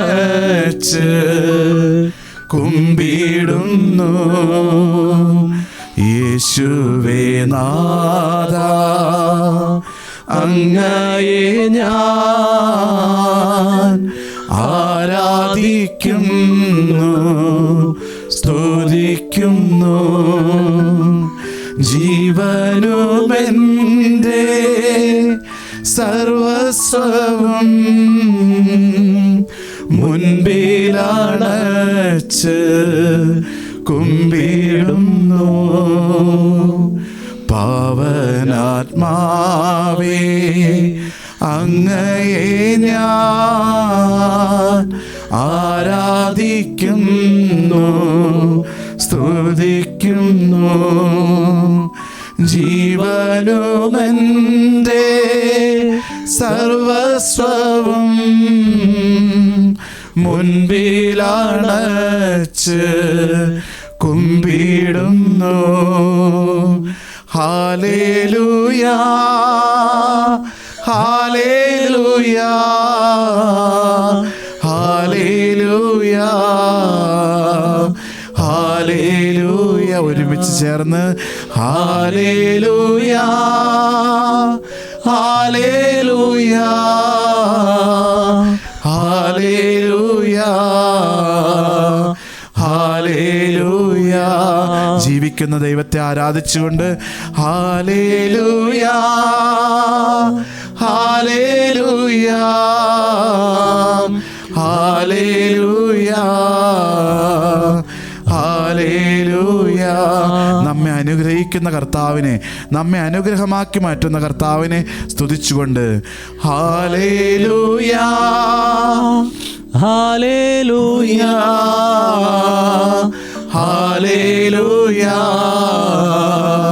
ഹല്ലേലൂയ, ഹല്ലേലൂയ, ഹല്ലേലൂയ, ഹല്ലേലൂയ, ഹല്ലേലൂയ. പ്രിയപ്പെട്ട സഹോദരീ സഹോദരങ്ങളെ, നമ്മുടെ ജീവിതം അനുഗ്രഹമായിട്ട് മാറുവാൻ, നമ്മൾ ഓരോരുത്തരും ഈ പുതുവർഷത്തിൽ അനുഗ്രഹങ്ങളായി മാറുവാനായിട്ട് നമുക്ക് ദിവ്യകാരുണ്യ തിരുസന്നിധിയിലായിരിക്കാം. അവിടുത്തെ കണ്ടുമുട്ടിയവരും അവിടുന്ന് കണ്ടവരും എല്ലാം അനുഗ്രഹീതരായി തീർന്നു, സൗഖ്യം പ്രാപിച്ചവരായി തീർന്നു. നമുക്കും ഇന്ന് ഈ ദിവ്യകാരുണ്യ തിരുസന്നിധി നമ്മളായിരിക്കുമ്പോൾ അതേ ദിവ്യകാരുണ്യ ഈശോയോട് നമുക്കും പ്രാർത്ഥിക്കും. കർത്താവേ, ഞാൻ ഇന്ന് ഈ മാധ്യമത്തിലൂടെ അങ്ങയെ കാണുമ്പോൾ അവിടുത്തെ തിരു സാന്നിധ്യത്തിൽ ഉറച്ചു വിശ്വസിച്ചുകൊണ്ട് അവിടുന്ന് സത്യമായും പരിശുദ്ധ കുർബാനയിൽ എഴുന്നള്ളിയിരിക്കുന്നുവെന്ന് ഉറച്ചു വിശ്വസിച്ചുകൊണ്ട് എൻ്റെ ഹൃദയവും മനസ്സും ആത്മാവും ശരീരവും എൻ്റെ സർവ്വത്തെയും സമർപ്പിച്ചുകൊണ്ട് ഞാൻ അങ്ങയെ ആരാധിക്കുകയാണ്, നന്ദി പറയുകയാണ്. കർത്താവേ, വേദനകളോടും പ്രയാസങ്ങളോടും രോഗപീഠകളോടും സാമ്പത്തിക പരാധീനതകളോടും കുടുംബജീവിത പ്രശ്നങ്ങളോടൊക്കെയും കൂടെ ഞാൻ ആരാധിച്ച് സ്തുതിക്കുന്നു. കർത്താവേ, അങ്ങയുടെ സാന്നിധ്യം ഇന്ന് എൻ്റെ ജീവിതത്തിന് അനുഗ്രഹമാണെന്ന് ഞാൻ വിശ്വസിക്കുന്നു. കർത്താവേ, പരിശുദ്ധ അമ്മേ, സകല വിശുദ്ധരെ, ഈ ആരാധനയുടെ നിമിഷങ്ങളിൽ ഈ ആരാധനയിൽ പങ്കുചേരുന്ന എല്ലാവരിലേക്കും ദൈവകൃപകൾ ഒഴുകുവാൻ, കർത്താവിൻ്റെ ശക്തി ഒഴുകുവാൻ അവിടെ നിടവരുത്തണമേ. വിശുദ്ധ ലൂക്കായുടെ സുവിശേഷത്തിൻ്റെ 7-ാം അധ്യായത്തിൽ 19-ാം തിരുവചനത്തിൽ വായിക്കുന്നുണ്ട്, എന്തെന്നാൽ അവനിൽ നിന്ന് ശക്തി പുറപ്പെട്ട് എല്ലാവരും സൗഖ്യം പ്രാപിച്ചു. എന്തെന്നാൽ അവനിൽ നിന്ന് ശക്തി പുറപ്പെട്ട് എല്ലാവരും സൗഖ്യം പ്രാപിച്ചു. അതേ ദിവ്യകാരുണ്യ ഈശോ, അതേ നാഥൻ ഇതാ ഈ പരിശുദ്ധ കുർബാനയിൽ എഴുന്നള്ളിയിരിക്കുന്ന ഈ സമയം ദിവ്യകാരുണ്യ ഈശോയുടെ ശക്തി ഇന്ന് ഈ ആരാധനയിൽ പങ്കുചേരുന്ന ഓരോ വ്യക്തിയിലേക്കും കടന്നു ചെല്ലുവാൻ ഇടയാക്കണമേ. കർത്താവേ, ഞങ്ങളുടെ അയോഗ്യതകളൊന്നും പരിഗണിക്കാതെ, ഞങ്ങളുടെ ബലഹീനതകളും പോരായ്മകളും പാപകരമായ അവസ്ഥകളും ഒന്നും കണക്കിലെടുക്കാതെ ഞങ്ങളോട് കരുണ കാണിക്കണമേ. അതേ ശക്തി, ദിവ്യകാരുണ്യത്തിൻ്റെ ശക്തി, അന്ന് അനേകം പേരെ സൗഖ്യപ്പെടുത്തിയ അതേ ശക്തി ഞങ്ങളിലേക്കും ഒഴുകിയിറങ്ങുവാൻ അവിടുന്ന് കൃപ നൽകണമേ. ഹല്ലേലൂയ, ഹല്ലേലൂയ, ഹല്ലേലൂയ. പ്രിയപ്പെട്ടവരെ, നിങ്ങൾ എവിടെയായിരുന്നാലും മനസ്സുകൊണ്ട് ആത്മാവിൽ ഒന്ന് സ്തുതിച്ച് പ്രാർത്ഥിക്കുക. ഹല്ലേലൂയ, ഹല്ലേലൂയ, ഹല്ലേലൂയ, ഹല്ലേലൂയ, ഹല്ലേലൂയ, ഹല്ലേലൂയ, ഹല്ലേലൂയ. നമ്മൾ തിരുവചനത്തിൽ വായിക്കുകയാണ്, വിശുദ്ധ ലൂക്കായുടെ സുവിശേഷത്തിൻ്റെ 6-ാം അധ്യായം. അവൻ അവരോടുകൂടെ ഇറങ്ങി സമതലത്തിൽ വന്നു നിന്നു. ശിഷ്യന്മാരുടെ ഒരു വലിയ ഗണം അവൻ്റെ വചനം ശ്രവിക്കുന്നതിനും രോഗശാന്തി നേടുന്നതിനുമായി യൂദയ, ജെറുസലേം എന്നിവിടങ്ങളിൽ നിന്നും ടൈർ, സീദോൻ എന്നീ തീരപ്രദേശങ്ങളിൽ നിന്നും വന്ന വലിയ ജനസമൂഹവും അവിടെ ഒരുമിച്ച് കൂടി. അവൻ ഇറങ്ങി സമതലത്തിൽ വന്നു നിന്നു. പ്രിയപ്പെട്ട സഹോദര സഹോദരി, ഇന്നിതാ അതേ ദിവ്യകാരുണ്യ ഈശോ നമ്മുടെ കൂടെ ഈ പരിശുദ്ധ കുർബാനയിൽ ആയിരിക്കുന്ന സമയമാണ്. തിരുവചനത്തിൽ വീണ്ടും നമ്മൾ വായിക്കുകയാണ്, അത് അശുദ്ധാത്മാക്കളാൽ പീഡിതരായവർ സുഖമാക്കപ്പെട്ടു. ജനങ്ങളെല്ലാം അവനെ ഒന്ന് സ്പർശിക്കാൻ അവസരം പാർത്തിരുന്നു. എന്തെന്നാൽ അവനിൽ നിന്ന് ശക്തി പുറപ്പെട്ട് എല്ലാവരെയും സുഖപ്പെടുത്തിയിരുന്നു. ജനങ്ങളെല്ലാം അവനെ ഒന്ന് സ്പർശിക്കാൻ തക്കം പാർത്തിരുന്നു. പ്രിയപ്പെട്ട സഹോദര സഹോദരി, അതേ ദിവ്യകാരുണ്യ ഈശോ ഇതാ എൻ്റെയും നിൻ്റെയും മുൻപിലായിരിക്കുകയാണ്. നമുക്കൊന്ന് ആഗ്രഹിക്കാം, ഈശോയെ ഇന്ന് എന്നെ തൊടണം, എൻ്റെ ജീവിതത്തെ അവിടെ നിന്നൊന്ന് സ്പർശിക്കണം. എൻ്റെ ജീവിതത്തിൻ്റെ പാപകരമായ അവസ്ഥകൾ, തിന്മയുടെ മേഖലകളിൽ നിന്നെല്ലാം എനിക്ക് വിമോചനം തരണം കർത്താവേ. ഞാൻ ആഗ്രഹിച്ചാൽ പോലും എന്നിൽ നിന്ന് വിട്ടുമാറാത്ത ദുശീലങ്ങളും തഴക്കദോഷങ്ങളും ഒക്കെ ഉണ്ട് കർത്താവേ. അവിടുന്ന് എന്നോട് കരുണ കാണിക്കണമേ എന്ന് നമുക്ക് പ്രാർത്ഥിക്കാം. വിശുദ്ധ ഗ്രന്ഥത്തിൽ, വിശുദ്ധ മർക്കോസിൻ്റെ സുവിശേഷം 10-ാം അധ്യായം 35 മുതലുള്ള തിരുവചനങ്ങളിൽ നമ്മൾ വായിക്കുന്നുണ്ട്. കർത്താവിൻ്റെ തിരുവചനങ്ങൾ നമ്മൾ വായിക്കുന്നു. വിശുദ്ധ മർക്കോസിൻ്റെ സുവിശേഷം 10-ാം അധ്യായം 46 മുതലുള്ള തിരുവചനങ്ങളിൽ നമ്മൾ വായിക്കുന്നു. ബർത്തിമേയോസ് എന്ന് പറയുന്ന അന്ധയാചകൻ സൗഖ്യം പ്രാപിക്കുന്നതിനെ കുറിച്ചാണ്. അവർ ജെറീക്കോയിലെത്തി. അവൻ ശിഷ്യരോടും വലിയ ഒരു ജനാവലിയോടും കൂടെ ജെറീക്കോ വിട്ടുപോകുമ്പോൾ തിമേയൂസിൻ്റെ പുത്രനായ ബർത്തിമേയോസ് എന്ന അന്ധയാചകൻ വഴിയരികിൽ ഇരിപ്പുണ്ടായിരുന്നു. നസ്രായനായ യേശുവാണ് പോകുന്നതെന്ന് അറിഞ്ഞപ്പോൾ അവൻ ഉച്ചത്തിൽ വിളിച്ചു പറഞ്ഞു, ദാവീദിൻ്റെ പുത്ര യേശുവേ, എന്നിൽ കനിയണമേ. പ്രിയപ്പെട്ട സഹോദരങ്ങളെ, അന്ധനായിരുന്നിട്ടും ആ വഴിയിലൂടെ, അവൻ്റെ ജീവിതത്തിൻ്റെ വഴിയിലൂടെ കടന്നു പോകുന്നത് കർത്താവാണെന്ന് അവൻ തിരിച്ചറിഞ്ഞു. കാഴ്ചയില്ലെങ്കിലും ഉൾക്കാഴ്ചയുള്ളവനായിട്ട് അവൻ ആയിരിക്കുകയായിരുന്നു. പ്രിയപ്പെട്ട സഹോദര, സഹോദരി, ഈ നിമിഷം നിൻ്റെ മുൻപിലും അതേ കർത്താവ് കടന്നു പോവുകയാണ്. ഈ നിമിഷങ്ങൾ പാഴാക്കി കളയരുത്. ഇത് അനുഗ്രഹത്തിൻ്റെ കൃപയുടെ നിമിഷങ്ങളായിട്ട് മാറുവാൻ, നമ്മൾ ഓരോരുത്തരും അനുഗ്രഹമായിട്ട് മാറുവാൻ ഈ തിരിച്ചറിവ് നമുക്കുണ്ടാകണം. ഇതാ എൻ്റെ കർത്താവ് ഈ പരിശുദ്ധ കുർബാനയിൽ സത്യമായും എഴുന്നള്ളിയിരിക്കുന്ന സ്വർഗത്തിൻ്റെ നിമിഷങ്ങളാണിത്. ഇത് അത്ഭുതത്തിൻ്റെ നിമിഷങ്ങളാണ്. ഞാൻ നിശബ്ദനായിരുന്നാൽ ഒരുപക്ഷെ എൻ്റെ ഹൃദയത്തിൽ ഇന്ന് പ്രാർത്ഥന ഉയരുന്നില്ലെങ്കിൽ, എൻ്റെ ഹൃദയത്തിൽ നിന്നുള്ള കണ്ണുനീരോടുകൂടിയുള്ള നിലവിളി ഉയരുന്നില്ലെങ്കിൽ ഈ നിമിഷങ്ങൾ എനിക്ക് നഷ്ടപ്പെട്ടു പോകും. അനുഗ്രഹം എനിക്ക് നഷ്ടപ്പെട്ടു പോകും. സൗഖ്യം എനിക്ക് നഷ്ടപ്പെട്ടു പോകും. കൃപകൾ എനിക്ക് ലഭിക്കാതെ പോകും. അതുകൊണ്ട് ഈ അന്ധനായ ബർത്തിമേയോസ് ചെയ്തത് നമ്മൾ വചനത്തിൽ വായിക്കുകയാണ്. നിശബ്ദനായിരിക്കുവാൻ പറഞ്ഞുകൊണ്ട് പലരും അവനെ ശകാരിച്ചു. എന്നാൽ അവൻ കൂടുതൽ ഉച്ചത്തിൽ വിളിച്ചു പറഞ്ഞു, ദാവീദിൻ്റെ പുത്ര, എന്നിൽ കനിയണമേ. പ്രിയപ്പെട്ട സഹോദര, സഹോദരി, നിന്നെ നിശബ്ദനാക്കുവാൻ പലരും പരിശ്രമിക്കുന്നുണ്ടായിരിക്കും. പക്ഷേ ഈ പരിശുദ്ധ കുർബാനയിൽ യേശുവാണെന്നുള്ള തിരിച്ചറിവ് നമുക്ക് ലഭിച്ചു കഴിയുമ്പോൾ ഒരാൾക്കും നിശബ്ദനായിരിക്കുവാനായിട്ട് സാധിക്കുകയില്ല. ഉള്ളുരുകി പ്രാർത്ഥിച്ചു പോകും. മനസ്സു തുറന്ന് പ്രാർത്ഥിക്കാനായിട്ട് സാധിക്കും. ആ വിശ്വാസത്തിൻ്റെ വരം ഈ അന്ധന യാചകനുണ്ടായിരുന്ന അതേ വിശ്വാസത്തിൻ്റെ വരം നമുക്കും ഉണ്ടാകുവാൻ നമുക്ക് യാചിച്ച് പ്രാർത്ഥിക്കണം. കർത്താവേ, ഈ നിമിഷങ്ങൾ എൻ്റെ ജീവിതത്തിൽ, എൻ്റെ കുടുംബത്തിൽ, തൊഴിൽ മേഖലയിൽ, ആത്മീയ മേഖലയിൽ, ഞാൻ ആയിരിക്കുന്ന ഇടങ്ങളിൽ അനുഗ്രഹങ്ങൾ ചൊരിയുവാൻ അങ്ങ് എഴുന്നള്ളി വന്നിരിക്കുന്നുവെന്ന് ഞാൻ വിശ്വസിക്കുന്നു ദൈവമേ എന്ന് നമുക്കും പ്രാർത്ഥിക്കാം. നമ്മെ നിശബ്ദരാക്കുന്ന പല കാര്യങ്ങളും ഉണ്ടാകാം. പക്ഷേ ഇന്ന് ഈ നിമിഷം നമ്മൾ വിശ്വാസപൂർവ്വം കരഞ്ഞ് കണ്ണുനീരോടുകൂടി ഈ ആരാധനയിൽ പങ്കുചേരുമെങ്കിൽ നമ്മുടെയും ജീവിതം മാറി മറിയുന്ന നിമിഷങ്ങളായിട്ട് ഇത് മാറും. നമ്മുടെ ജീവിതത്തിലും അനുഗ്രഹം കടന്നു വരുന്ന സ്വർഗീയ നിമിഷങ്ങളായിട്ട് ഇത് മാറും. അത്ഭുതത്തിൻ്റെ സമയമായിട്ട് ഇത് മാറും. നമ്മൾ ഉറച്ചു വിശ്വസിക്കണം. നമുക്ക് പിന്നീട് നമ്മൾ കാണുകയാണ്, വചനത്തിൽ വായിക്കുകയാണ്, അവൻ കൂടുതൽ ഉച്ചത്തിൽ വിളിച്ചു പറഞ്ഞു, ദാവീദിൻ്റെ പുത്ര, എന്നിൽ കനിയണമേ. യേശു പെട്ടെന്ന് നിന്നിട്ട് പറഞ്ഞു, അവനെ വിളിക്കുക. അവർ അന്ധനെ വിളിച്ച് അവനോട് പറഞ്ഞു, ധൈര്യമായിരിക്കൂ, എഴുന്നേൽക്കുക, യേശു നിന്നെ വിളിക്കുന്നു. പ്രിയപ്പെട്ട സഹോദരങ്ങളെ, ആ വലിയൊരു ജനാവലിയോടുകൂടെ കർത്താവ് നടന്നു പോകുമ്പോഴും ആ അന്ധൻ്റെ വിശ്വാസത്തോടു കൂടിയുള്ള ഉള്ളിൽ നിന്നുള്ള നിലവിളി കർത്താവ് കേട്ടു എന്നുള്ളതാണ്. ഒരുപാട് പേര് ഈ വചന സന്ദേശവും അതുപോലെ ഈ ആരാധനയിലും പങ്കെടുക്കാം. പക്ഷേ ഉള്ളു തുറന്ന് വിശ്വാസത്തോടു കൂടി വിളിക്കുന്ന നിൻ്റെ പ്രാർത്ഥന ഇതാ കർത്താവ് കേൾക്കുന്ന സമയമാണിത്.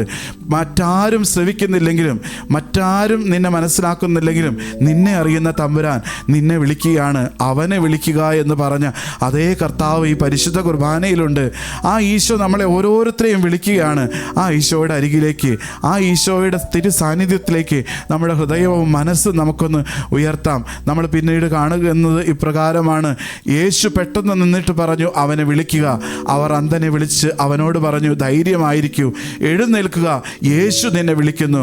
ഇതേ വചനം ഇന്ന് ഈ ആരാധനയിൽ പങ്കുചേരുന്ന പ്രിയപ്പെട്ട മകനെ, മകളെ, നിന്നോടും പറയുകയാണ്, ധൈര്യമായിരിക്കുക, എഴുന്നേൽക്കുക. നീ ഇന്ന് തളർന്നു കിടക്കുന്ന, തകർന്നു കിടക്കുന്ന അവസ്ഥയിൽ നിന്ന് നിന്നെ എഴുന്നേൽപ്പിക്കാൻ ശക്തനായവൻ ഇതാ നിന്റെ മുൻപിലുണ്ട്. നിന്നെ ഉയർത്തുവാനും നിന്നെ ഉണർത്തുവാനും കഴിവുള്ളവൻ ഇതാ നിന്റെ മുമ്പിലുണ്ട്. സർവശക്തനായ കർത്താവ് നിന്നോടും പറയുകയാണ്, ധൈര്യമായിരിക്കുക, എഴുന്നേൽക്കുക. നിന്നെ ഭയപ്പെടുത്തുന്ന, നിന്നെ ഉത്കണ്ഠയിലും അതുപോലെ തന്നെ അസ്വസ്ഥതകളിലും ആകുലതകളിലേക്കും തള്ളിവിടുന്ന ഒരുപാട് സാഹചര്യങ്ങളുണ്ടെന്ന് കർത്താവ് അറിയുകയാണ്. അവിടുന്ന് ഇന്ന് ഈ നിമിഷം നിന്നോട് പറയുന്നു, ധൈര്യമായിരിക്കുക, എഴുന്നേൽക്കുക, ഈശോ ഇതാ വിളിക്കുകയാണ്.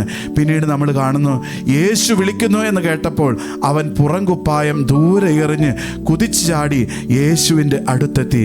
അവൻ പുറംകുപ്പായം വലിച്ചെറിഞ്ഞ് ഈശോയുടെ അരികിലെത്തി. പ്രിയപ്പെട്ട സഹോദരി സഹോദരങ്ങളെ, ക്രിസ്തുവിൽ നിന്നുമുള്ള ഈ ദിവ്യകാരുണ്യത്തിൽ നിന്നുമുള്ള അനുഗ്രഹങ്ങൾ പ്രാപിക്കുവാൻ നമ്മിലും തടസ്സമായിട്ടുള്ള ചില പുറംകുപ്പായങ്ങൾ ഉണ്ടായിരിക്കാം.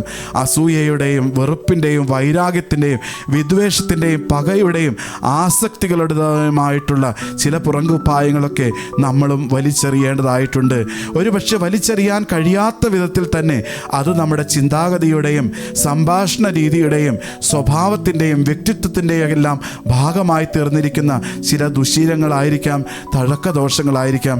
നമുക്കൊന്ന് കർത്താവിനോട് പറയാം, ഈശോയെ, എന്നിലുള്ള എൻ്റെ കുറവുകൾ ആകുന്ന, എൻ്റെ പോരായ്മകളാകുന്ന, എൻ്റെ പാപകരമായിട്ടുള്ള അവസ്ഥകളാകുന്ന പുറംകുപ്പായം വലിച്ചെറിയുവാൻ ഇന്ന് എന്നെയും ശക്തിപ്പെടുത്തണമേ, എന്നോട് കരുണ തോന്നണമേ എന്ന് നമുക്ക് പ്രാർത്ഥിക്കാം.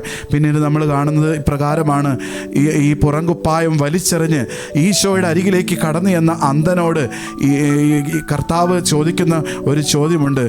യേശു ചോദിച്ചു, ഞാൻ നിനക്ക് വേണ്ടി എന്ത് ചെയ്യണമെന്നാണ് നീ ആഗ്രഹിക്കുന്നത്? ഞാൻ നിനക്ക് വേണ്ടി എന്ത് ചെയ്യണമെന്നാണ് നീ ആഗ്രഹിക്കുന്നത്?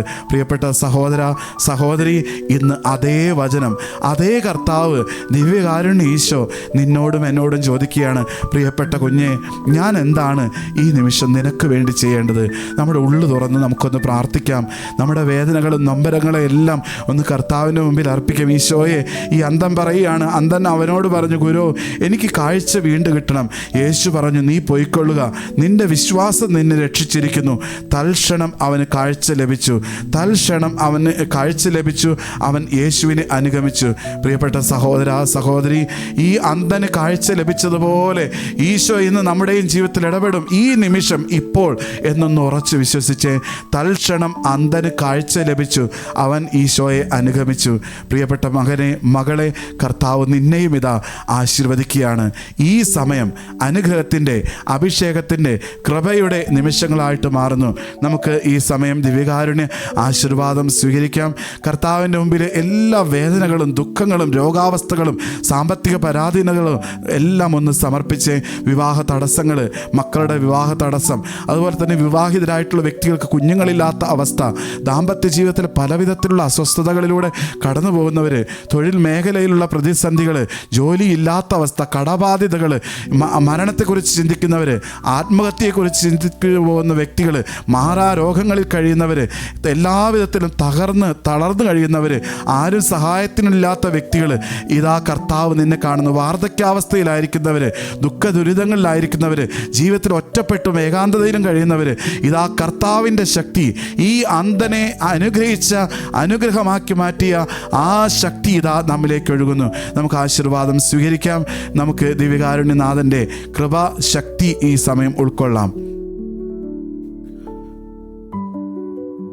ഹല്ലേലൂയാ, ഹല്ലേലൂയാ, ഹല്ലേലൂയാ,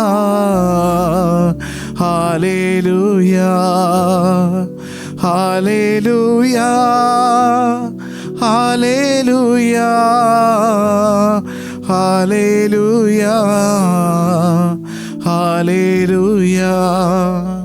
നിത്യസ്തുതിക്ക് യോഗ്യനായ പരിശുദ്ധ പരമദിവ്യകാരുണ്യത്തിന് എന്നേരവും ആരാധനയും സ്തുതിയും പുകഴ്ചയും ഉണ്ടായിരിക്കട്ടെ. നിത്യസ്തുതിക്ക് യോഗ്യനായ പരിശുദ്ധ പരമദിവ്യകാരുണ്യത്തിന് എന്നേരവും ആരാധനയും സ്തുതിയും പുകഴ്ചയും ഉണ്ടായിരിക്കട്ടെ.